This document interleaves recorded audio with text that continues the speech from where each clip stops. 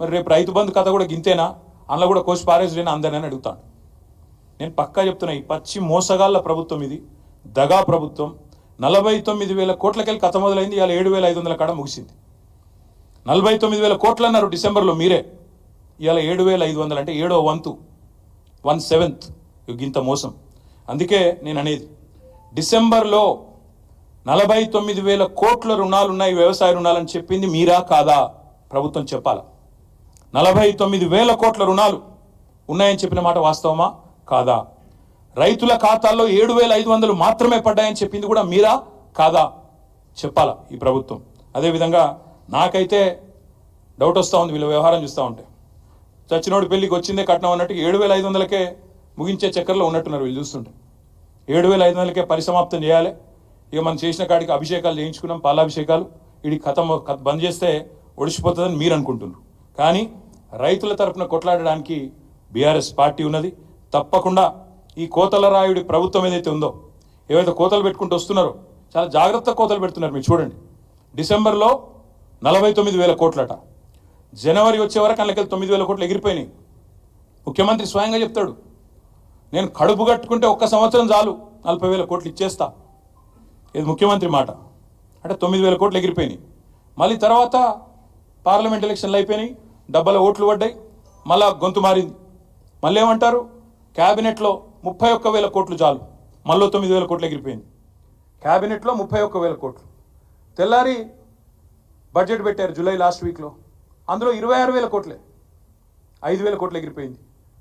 మొన్న ఏం చెప్పినారు, 15th ఆగస్ట్కి 17,900 కోట్లు ఇచ్చినామన్నారు. అప్పుడు ఎంత ఎగిరిపోయింది? 26లో 8,000 కోట్లు ఎగిరిపోయింది.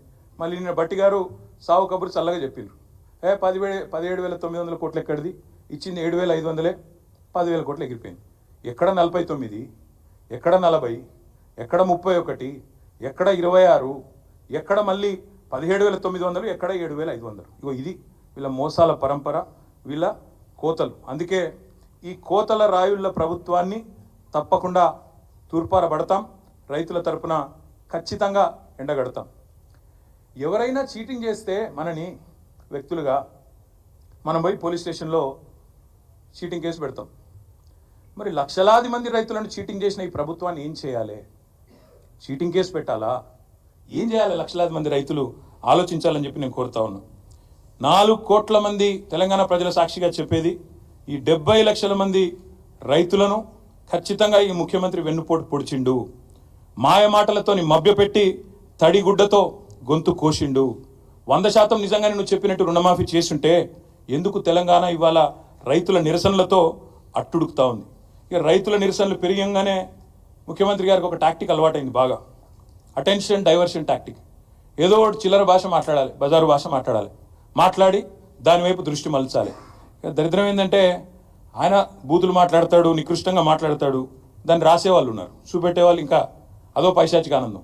కేసీఆర్ని తిట్టంగానే చూపెట్టి సంబరపడే కొన్ని మీడియా సంస్థలు, కొన్ని అందరిని అంటలేను, అదో రోగం ఉంది ఇక్కడ ఈ రాష్ట్రంలో. ఎందుకంటే వాళ్ళకి తెలంగాణ ఇష్టం లేదు, తెలంగాణ అస్తిత్వం ఇష్టం లేదు. కాబట్టి సహజంగా కేసీఆర్ని తిడితే సంకలు గుద్దుకుంటూ అరే బాగా తిట్టిండు అని సంబరపడే కొంతమంది సన్నాసులు ఎవరైతే ఉన్నారో వాళ్ళకి నేను చెప్తా ఉన్నా, మేము అటెన్షన్ డైవర్ట్ కాం, మేము బరాబర్ రైతులతోనే ఉంటాం. ఆయన ఎన్ని చిల్లర మాటలు మాట్లాడినా, ఎంత బజారు భాష మాట్లాడినా, తన వికృత స్వరూపాన్ని ఎంత బయట పెట్టుకున్నా మేము మాత్రం రైతుల కోసమే రణం చేస్తాం, రైతులతోనే ఉంటాం. మేము ఖచ్చితంగా ఎంబడబడతాం. ఇవాళ ఒకటి కాదు మోసం, చూడండి ఒకసారి. రైతు భరోసా పెంచుతా అన్నాడు, ఎగ్గొట్టిండు. రుణమాఫీ అన్నాడు, మోసం చేసిండు. బోనస్ అన్నాడు, బోగస్ అయిపోయింది. కానీ వదిలిపెట్టాం, ఇచ్చేదాకా ఎంబడబడతాం.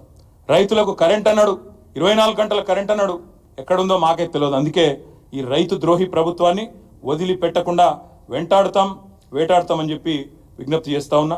అందుకే రేపటి నుంచి మా పోరాటం రేపు మొదట అడిగే, డెడ్ లైన్లు మారుస్తూ ఉన్నారు, హెడ్ లైన్లను మేనేజ్ చేస్తూ ఉన్నారు. మాకు అర్థమవుతా ఉంది, రైతులకు కూడా అర్థమవుతా ఉంది.